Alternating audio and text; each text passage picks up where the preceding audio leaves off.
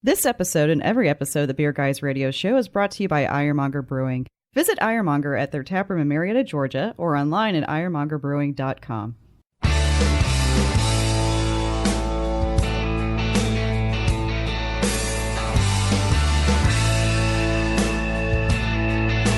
Open up a tab, grab a seat, and pour a pint.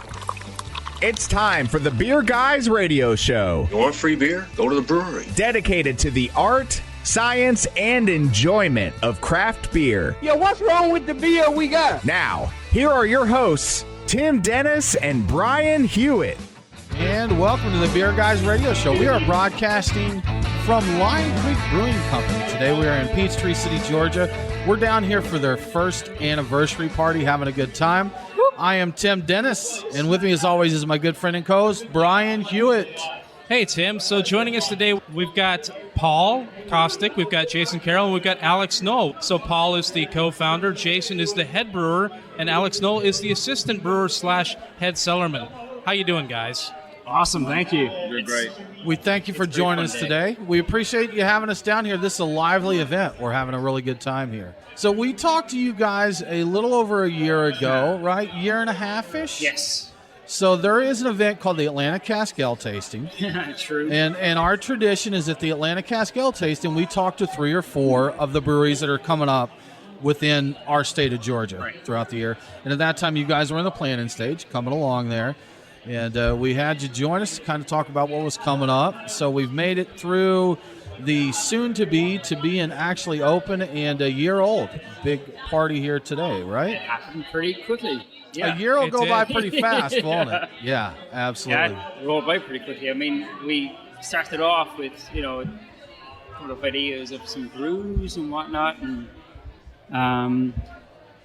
all of a sudden we were kind of cast into this kind of distribution thing that we had, and now we're releasing double IPAs and big sour beers that we're super, super proud of. And just go, right? Yeah. Absolutely. Yeah, it's a year blazing. I know, right? And actually, the ACAT thing was over a year, so it's been more than a year. It has been. Hasn't it? Right. Yeah. Like, it's more than a year, and it's blown by, it seems like yesterday that we were talking. I think it was January or February 2017. Yeah. Was it Atlanta Cask Ale I Tasting? moved over here October. 18 months ago, Yeah. And I feel like we've all aged about 10 years. So Right. I mean, Keep it going. visually, you probably have. I mean, but, that's right. Salt and pepper. That's it. You're just back there brewing beer, flowing along, letting Paul deal with it, right? Technically. Sort of. Sort of. Yeah. Yeah, we've certainly come a long way. We've all learned a great amount in these 18 months. Jason was really the only one that came from the beer industry. I was in healthcare, and my partners were in various other arenas. So we had a lot of learning curve, a steep learning curve. But man, we're in a great rhythm now, and with Jason's leadership, we're doing some great things. We feel. Judging by the crowd here today, very popular down here in Peachtree City, Georgia, right? Yeah, we're building our own little kind of following. That was always our kind of premise from day one: is to support the community. Let's get the community behind us. Let's serve them. Let's make beers that will appeal to them, and also folks that may be more craft focused, and try and tap into those Atlanta patrons that want to come down for the barrel aged beers and the sours. But ultimately, we're a community brewery with of course visions to expand. Right. I was going to follow up with that because So many it questions. sounded like he was saying that he's opening up for the community. I was wondering, was the community here waiting for craft beer, or was it a matter of you needed to convert them over to craft beer? I think there's been a mixture for sure. There were a lot of folks in this Fayette County, Coweta County market that have been vying for a brewery. And obviously, SB85 was a big kicker in us opening our doors. But as soon as we announced on Facebook and social media back in, I think, like Jason said, in October of 2017, the response was overwhelming. We knew we were kind of onto something. We knew we would have a loyal following, and we just had to execute. We had to make the right beer, put the right facility and tap room together, and I feel like we've done a great job. Good stuff, guys. Awesome. Well, we're going to get into a lot more about your brewery, your tap room here soon. Now, Brian, normally in this part of the show, we talk a little bit about what we've done. And Yes. recently we've talked about our Twitter poll. Now, we're taping this on the weekend that we're out here for their anniversary party. Our Twitter poll is still going on at this time, Still Brian. going strong, yes. And we are bringing up a topic that we actually talked about on last week's show, the kveik yeast. Oh, That's yeah. been a hot topic here recently. So we're getting people's thoughts on those.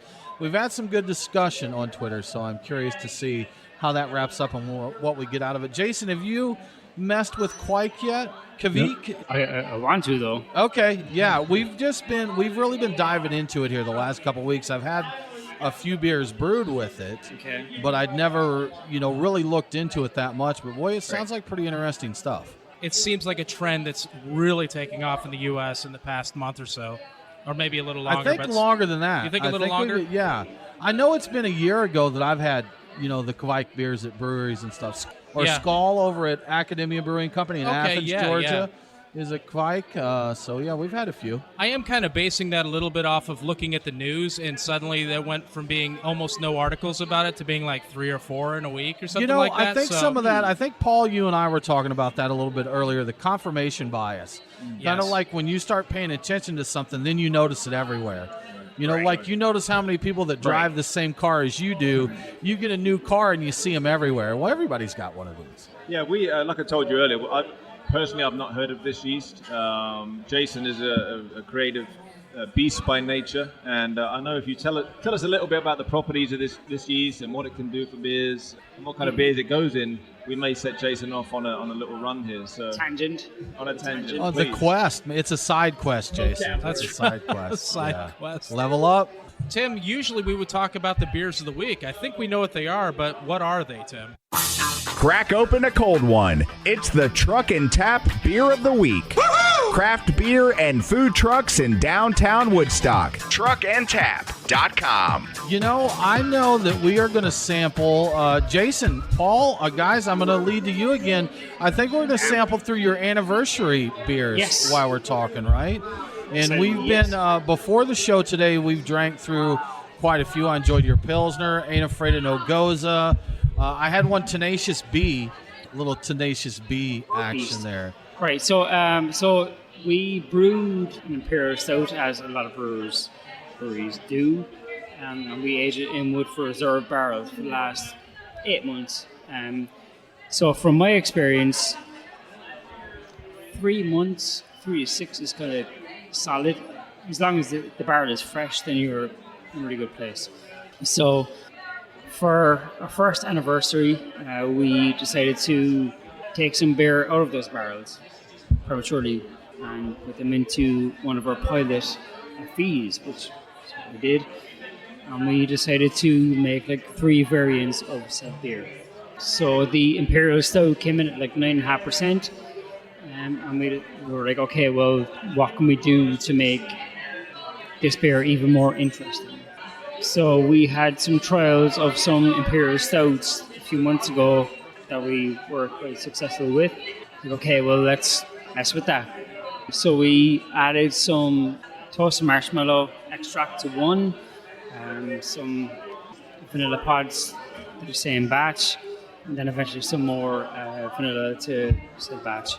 So we have a marshmallow batch, we've got a toasted marshmallow triple coffee batch, we've got a maple bacon and coffee batch as well. So we've got 3 variants of said beer, pretty much. So what we're tasting right now is the vanilla / marshmallow variant. Maple, bacon, coffee, stouts, and vanilla. These are a lot of my favorite things. Right. There. All of Me my too. favorite things. All of yes. Barrels. There's never such thing as too much vanilla in. Did we say our coffee opinion. enough times? Right. So I'm not about that coffee. the whole joke back in house is that I love vanilla. I mean, I do. I think it should be in every beer ever. But More than enough. Right. So Alex here, which is the assistant brewer, he is the doser / taster. So he'll dose in vanilla and go, hey. He's the voice of reason, is what you're saying. You were going to go crazy with vanilla. He's like, hold up, that's enough vanilla. Or is it the other way around there? So, yeah. To be fair, he's like, Yeah, here's the thing. When we put vanilla in, I know we're gonna put this much in, and then Jason's gonna want this much more. Go for it. Yes. So it's a balance between where we're at and where Jason wants to be. We just kind of meet in the middle. Meet in the middle there. Yeah. Okay. But to be fair, like we kind of taste the beer as it goes along, so it's not just me or it's not just Alex or right. It's a group effort. It's all of us, yeah. The team effort. Good stuff, guys. Well, you're listening to the Beer Guys Radio Show. We do need to take a break, but we'll be back very soon to talk more with Line Creek Brewing Company.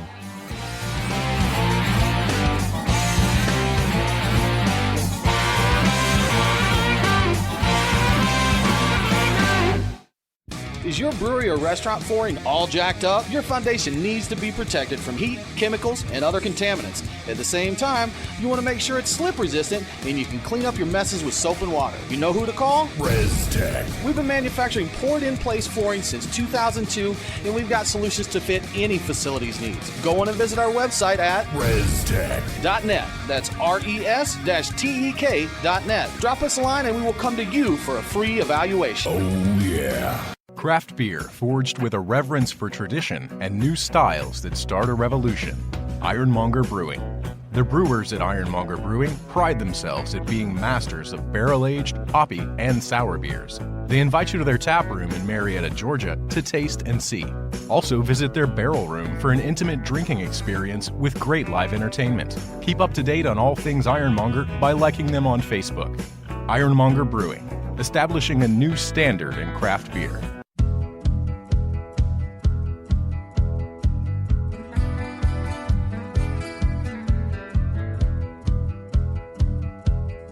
Follow the Beer Guys on Facebook, Twitter, and Instagram. Strange things are afoot at the Circle K. Now, back to the Beer Guys Radio Show. Welcome back to the Beer Guys Radio Show. If you miss an episode, don't worry. All episodes are available as a podcast. Subscribe on your favorite podcasting app and never miss a show. Now let's get back to our talk with Line Creek Brewing Company. Guys, as we mentioned in the first segment, we are here to celebrate your first anniversary party. So, Alex, I think we did all the talking in the first segment, man. We're going to ask you a question now. All right, let's shoot for it. So we are here for your first anniversary party. What's in store for the extravaganza today? So we have 3 bourbon barrel-aged beers that we have pulled out of the same barrels, and we just decided to do 3 different variations on those bourbon barrel-aged beers. We have a toasted marshmallow vanilla. We also have a triple coffee vanilla. And then we have a maple bacon vanilla coffee. So they're all 3 the same, and they're just kind of balanced based on, what flavors we want to be predominant in those beers. We kind of just went from there based on taste and carbonation level and all that. Good stuff. And over 20 beers total on tap today, yep, right? 20 beers. We got a couple weird things on. We've done a Catalina brine mixer, which is a seaweed sour. It's kind of funky. It's one of my first commercial beers. I've done the Tenacious Bee, which is a blueberry saison, and this is kind of follow-up to that. Wait a minute. Do you have Tenacious Bee and the Catalina mixer here? Yeah. Is that right? Is that happening? Yep, Okay, both good on the stuff. same day. I'm not shy about that. So it was one of those things, I grew up in the Northeast in Massachusetts, so seaweed is one of those things that brings back childhood memories for me. So when it came time to come up with my second beer after Tenacious Bee did so well in the tap room, that I wanted to do something I've never worked with before, kind of with the same saison. Right. So seaweed is one of those things I've never ever thought about. I don't know if Jason has ever tried, but it was one of those things. Yeah, it was one of those things. We brewed a sour, and then we dosed our seaweed in there. It kind of made it a little bit more sour, a little bit funky, a little bit salty. It was weird, but it turned out really well. So do you get the crazy. briny, earthy, all of that of the seaweed? Yes. Does that come through in the beer? It takes a kettle sour to the next level. Okay. It's one of those things you burp and you got a little bit of low tide in there with it. Oh, so. good. Which is what you're looking for in a beer. Exactly. So probably pair that with sushi, perhaps. Exactly. Like it's And like anything got kind yeah. of fishy or weird like that, yeah, it would go really nicely with. More of the salty kind of briny thing that just worked. It's incredible. I'm really proud of it, and honestly, I thank Jason, I thank Paul, I thank everyone at Line Creek for giving me the opportunity to brew that beer, and it turned out really well, and I'm really proud of it. So basically, everything that you brew works. So, I mean, that's a good compliment. We're 3 for 3 right now. We're 3 for 3. Knock on wood here. Yeah. 3 for 3. That's yeah, a solid, we kind of hit a lemon basil IPA in the middle of those, and it turned out really well too. So yeah. Okay, all right. It's fun using all those spices and stuff. I had an idea. We talked about the kveik yeast, right? And I thought about doing one because I think it's the Voss strain of kveik, gives citrus notes, pretty strong citrus notes.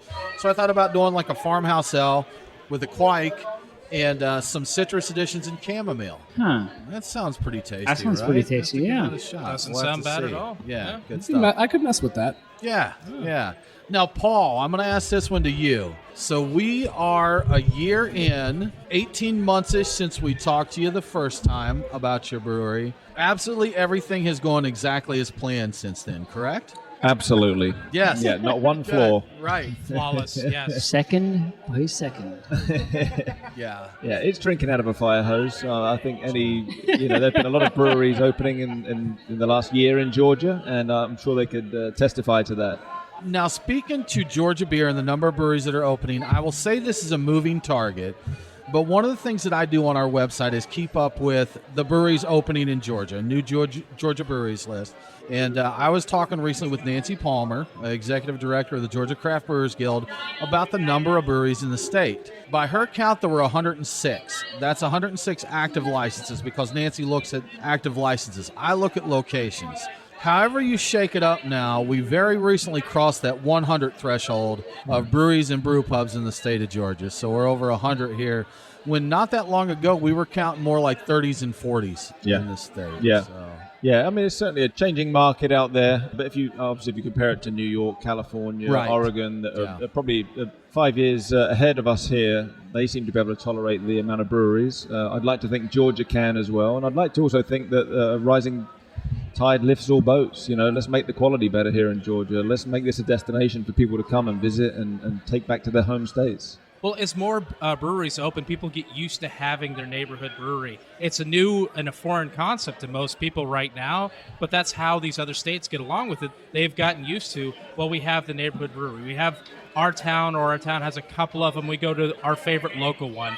So that's how you make the gap from, there's Sweetwater, and everybody drinks Sweetwater all around the South, to, people in Peachtree City, they hang out in Line Creek because that's the local thing. That's how that works. And so I think that's how a lot of states, especially here in the South, could take on a lot more breweries to catch up with the rest of the country. Right. Yeah, I mean, you see in the last 6 months, there are halfway crooks like we just talked about a minute ago. Right. 10 barrel breweries that are serving their community and doing very limited distribution.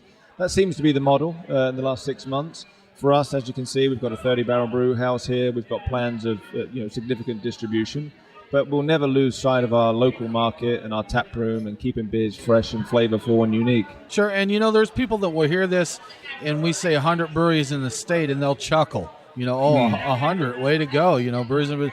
But considering where we were 2 years ago or 4 years ago, with the passage of new laws, it's been pretty big here for the state. And like you said, these serving your community breweries are really big now. So it's been a huge changing climate in craft beer overall, but especially here in our state of Georgia over the last few years. So, Paul, what was the biggest surprise to you from the time you opened till now, or what's been the biggest change or unexpected being a new brewery owner? The biggest surprise, honestly, we're probably caught a little off guard with the competitiveness of distribution, and how unique the sales strategy is for different breweries. But also, I mean, on a good note, we were really surprised and blown away by the reception in our tap room. We didn't really anticipate being this busy and this full all the time. You can see today on our anniversary, we're probably going to have 1,000+ people here throughout the course of the day. So that's been the real kind of positive to it. Distribution-wise, we've done absolutely fantastically here in our local market, Coweta and Fayette County. Again, we've really exceeded our expectations. But I probably couldn't put my finger on what the biggest surprise is, but certainly distribution has been a little different as to what we anticipated. Crowded shelves out there, locally, and we've seen a lot of breweries outside of the area coming into Georgia now.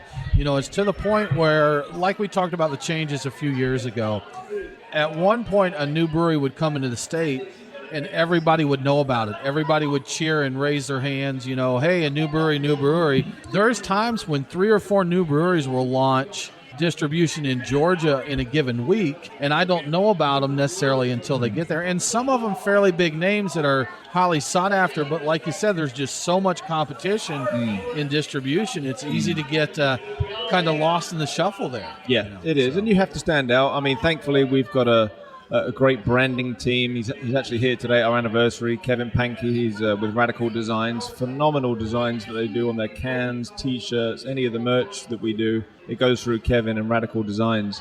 So with the branding and the beer, and obviously the experience folks have when they come to our tap room, those are the 3 components for us that we're constantly trying to work on. Jason and his team, obviously, their attention to detail with quality assurance and product that goes out the door. We're selling into places like Walmart and Publix, and we have to have high quality assurance here, and we're working on that all the time. And so far, being a year in, we're doing great. For sure. And, with the competition, I've noticed that it's not just internally. Beers coming into the state, they're having a much harder time competing with the beers we already have here. Absolutely. Sure. In the past, when beers would come in, we'd lose our minds about the new beer from out of state. Now, we don't have people chasing them as much because we've got a good selection of beer here and a good representation of just about every style you can think of. You're listening to the Beer Guys Radio Show. We do need to take a break. We'll be back soon to continue our conversation with Line Creek Brewing.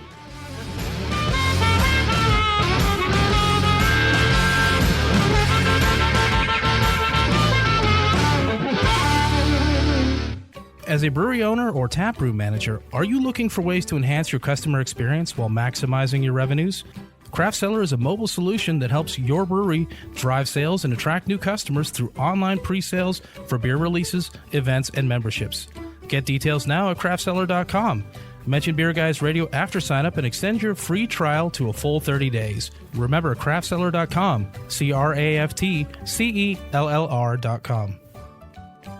It's Brian and Tim, the Beer Guys. If you're like us, no lunch or dinner is complete without a pint or two of craft beer. Which is why Truck and Tap in downtown Woodstock, Alpharetta, and Duluth are always on our list. Tim, why do they call it Truck and Tap? Well, the tap part is easy, Brian. They've got 18 of them. As for the truck part, that's where it gets interesting. Truck and Tap features your favorite Atlanta area food trucks, so you're getting a different menu every day. Truck and Tap in downtown Woodstock, Alpharetta, and Duluth. Truckandtap.com. Let them know that the Beer Guys sent you.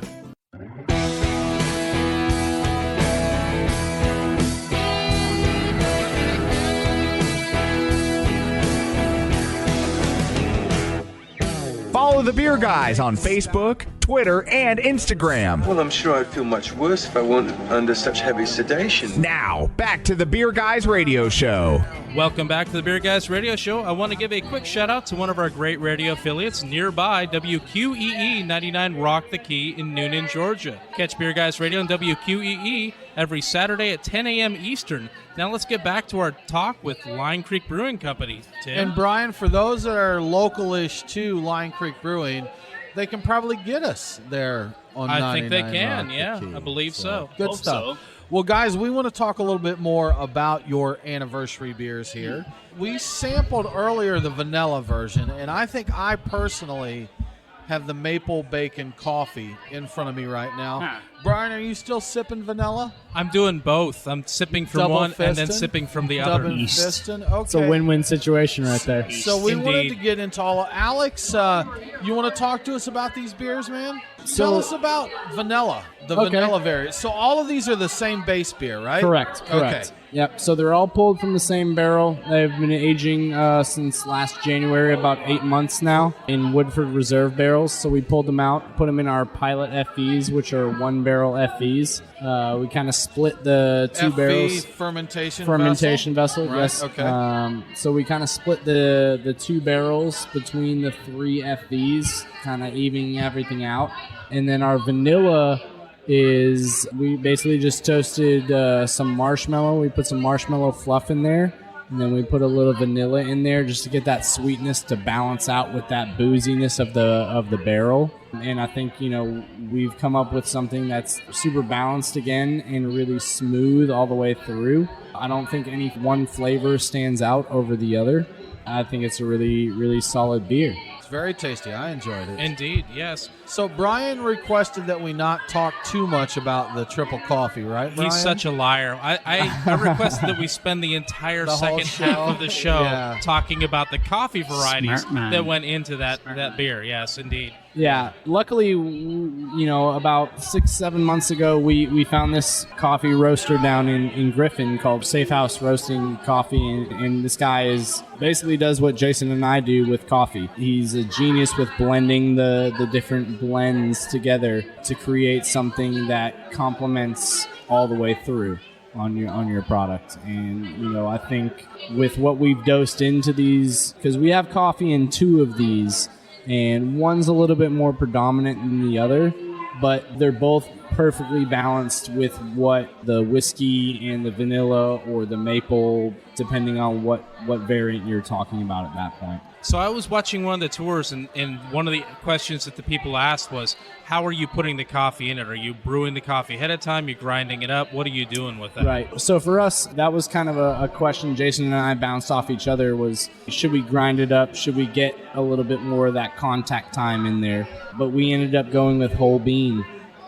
So we basically we take the coffee out of the bag that it comes in, and we put it in the muslin cloth, and we drop it in the FE, and we let it get contact time. And we found that it works just as well, if not better, than grinding it up, and you don't get any of those particulates coming through when you're packaging the beer. No coarse grinding or crushing or anything, just whole beans right up in there, right? Correct. That elicited a fist bump from Jason. That's right. An approving fist bump. Yeah. Yep. So maple bacon, I'm a fan of all these flavors. Tell us a little bit about this one. So maple bacon, again, came from the same barrel. It's one of those things where it was kind of by taste. It was one of those things where you're dosing in the flavor. First we did coffee, and then we went with the maple after that, the organic maple syrup. And then we went with the bacon to get that little bit of smoke in there to balance everything out.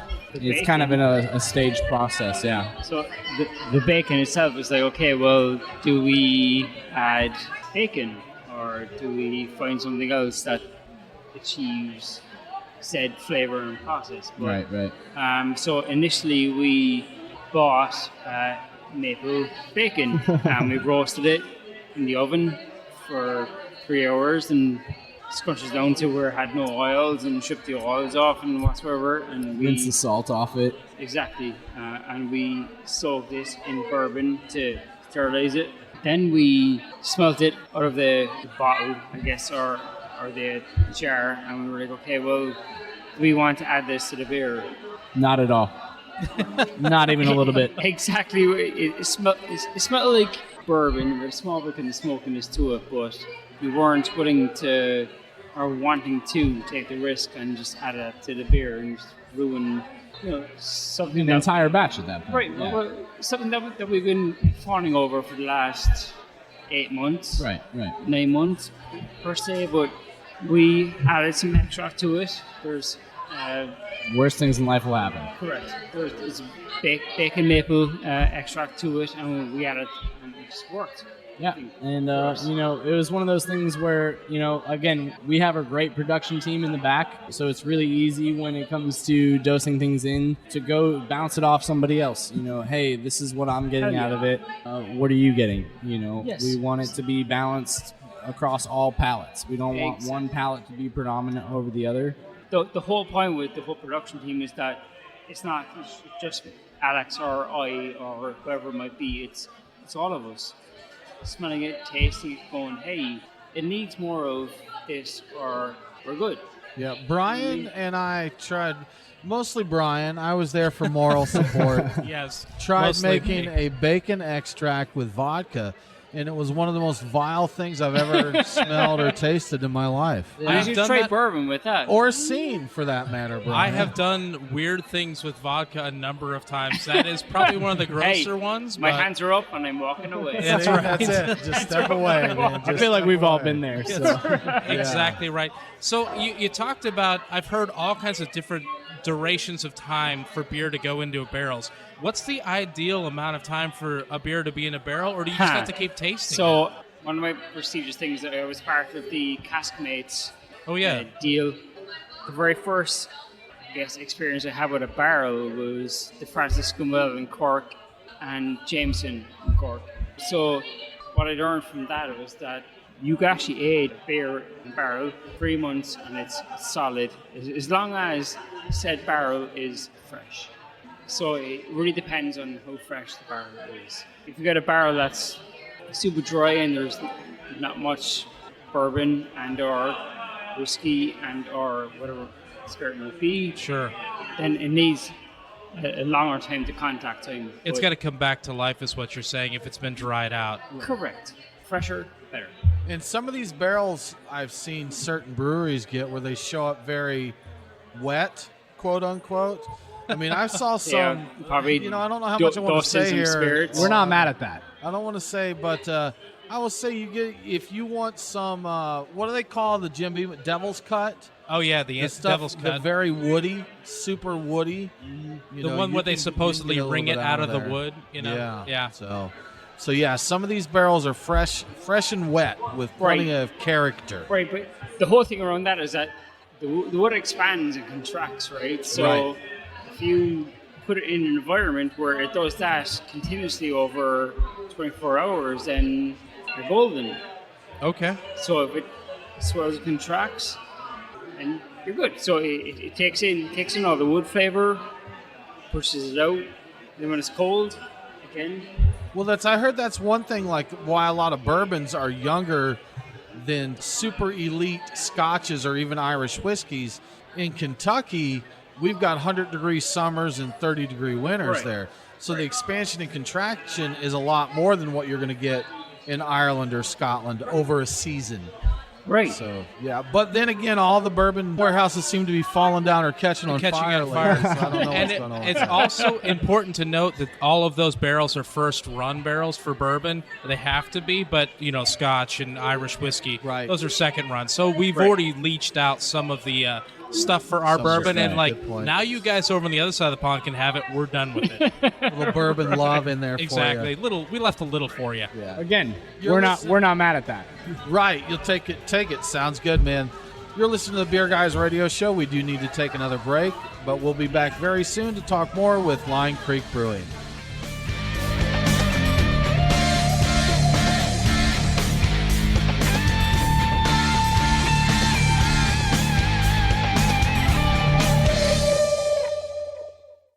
We are Reformation Brewery, celebrating the reformer in you. Locally crafted within the renowned Etowah watershed of Woodstock, Georgia, Reformation creates yeast-forward brews full of aroma and flavor crafted to last. Come see us in beautiful Woodstock, Georgia, for a tour and tasting of unique brews that you can't find anywhere else. Reformation Brewery, set beer free. ReformationBrewery.com. As a brewery owner or taproom manager, are you looking for ways to enhance your customer experience while maximizing your revenues? Craft Cellar is a mobile solution that helps your brewery drive sales and attract new customers through online pre-sales for beer releases, events, and memberships. Get details now at craftcellar.com. Mention Beer Guys Radio after sign-up and extend your free trial to a full 30 days. Remember, craftcellar.com, craftcellr.com.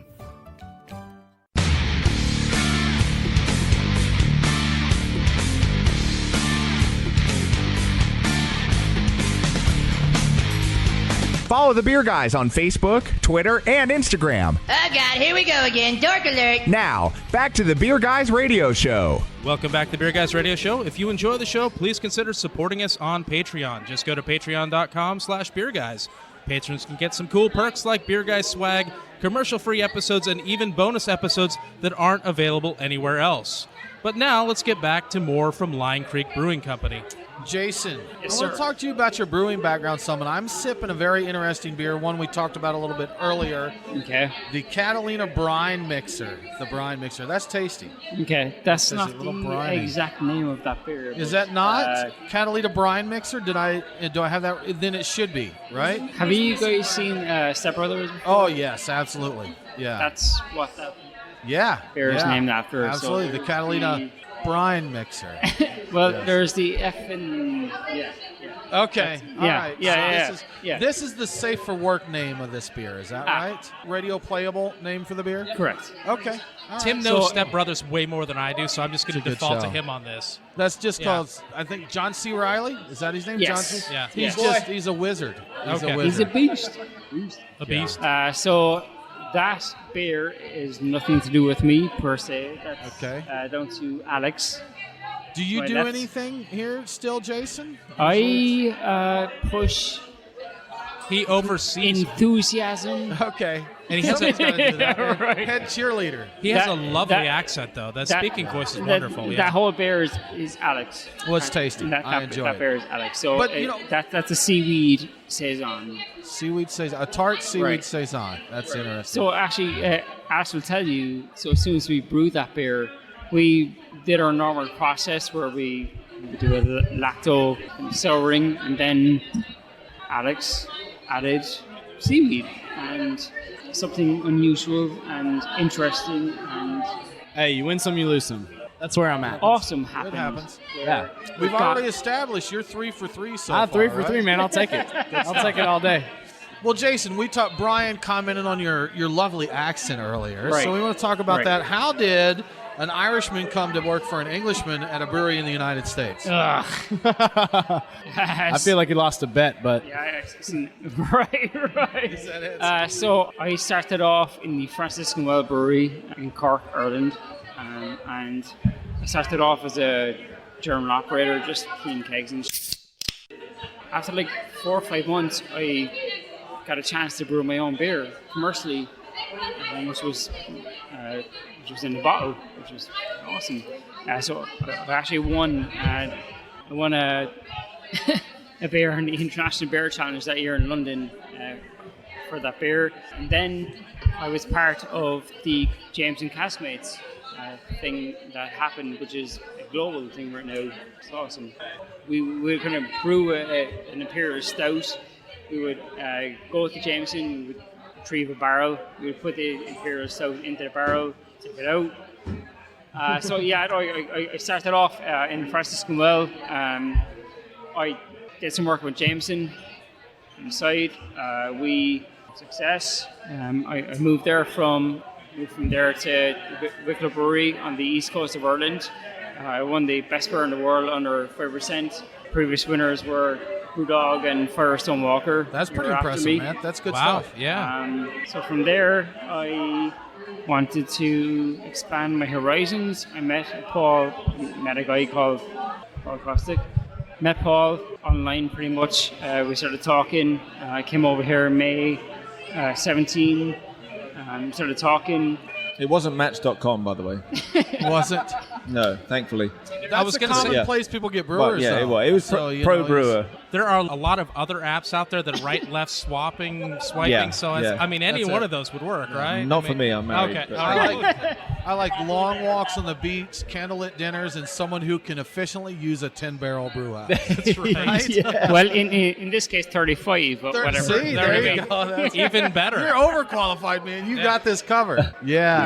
So, but, you know, interesting background with the breweries you've came here and then coming to America. And we had mentioned just briefly when you were on the show with us last, kind of a culture exchange. We had a brewer here from America go to Galway Bay. Galway, yeah. And I know the Pogue song. I should know it from. Oh from yeah, that. was it Christmas in New York or Christmas something like in that? New York. There you go. Yeah. That song is like the pinnacle of the songs in Ireland at Christmas time. So Yeah. I love that song. It's called the Yeah. Fairy Tale of New York. The Fairy Tale of New York. yes. That's Right. it. I love it. So I fucking could have killer, been dude. someone. Yeah, but Well, so could anyone, Tim. Right. Yeah. You scumbag, you maggot, you cheese loaded. Yeah. Did it beep? Yes, Such a good spirited Christmas song. Man. Indeed. Well, Irish good stuff, Christmas. man. Good stuff. And so, yeah, bringing a brewer from Ireland over here, coming to America, the exchange of cultures, man. What is the difference? It looks to me when I'm out there looking at the information on craft beer, and we've talked to Galway Bay before. Nice. And it sounds like the craft beer scene there is very similar to the United States. It is. What's the You're main right. difference in Ireland and the U.S.? I would guess people's perception and openness. People's perception and openness to Okay. styles and what's kind of tasty and not. I mean, back home potentially, and I'm just saying potentially because I can't speak for everyone of course, but it's just like for New England style IPAs, for example, like people want them to be soft and juicy and whatnot, but back home people don't necessarily know what that is per se, but we're trying to do that here. We're trying to make things soft. And well, that's when we talked to the guys at Galway. He said we're like America with about a 5-year lag. Right. He said we're keeping up with your trends. You're doing that, and the culture is coming along those ways too. But it's the vibe and the feel and everything was similar. I believe that to a point, and I understand that, and I accept that to a point, but it's not entirely true. Per se. Sure. Where like here, people are more receptive. I would say, like, yeah. It's just, like put seaweed in a beer and they'll drink it, man. Indeed. They're down for it, right? Yes. Obviously, it has to taste good first. Sure. That does help, yeah. You know, we can't let you guys go without talking about the Conserve Georgia beer that you got coming up. Okay, can you guys tell us a little bit about that? Seriously, it's super exciting. So, Conserve Georgia came to us and they were like, okay, well, guys, you guys are the brewery that we want to work with, and we're super excited. So we had talked about working with ingredients like honey and pecans and lavender and whatever it might be, but we did a small, like, kind of pilot brew with pecans and we've made a so the beer is called #Conserve Georgia, and it's going to be released on August 17th, and Jason and the crew have been putting an inordinate amount of time into sourcing the pecans and making sure the beer is up to expectations. They've tried it on the pilot system, and we've tried it, we've tasted it. We think we've got a great beer that's super approachable, but more importantly to us is serving a great cause. And the Southern Conservation Trust, like Jason mentioned earlier, is all across Georgia. They take care of a lot of the lands and nature reserves we're all a part of. And for every 6-pack of this beer sold, we're going to take care of an acre of land. So the cause behind it is fantastic. We're excited to be a part of this. Katie Pace, who is the Executive Director of the Southern Conservation Trust, has been really gung-ho since day one. And on August 17th, we have a big party at Zach Brown's piece of land, which will have a ton of people there. And we're really going to get behind this. We're going to distribute it throughout Metro Atlanta, and it's very exciting. A Pecan Amber Ale from Sunnyland Farms in Albany, Georgia. So we sourced the pecans locally, which is pretty cool, and it's a great beer. Jason's done a great job with this. It's pretty awesome to see.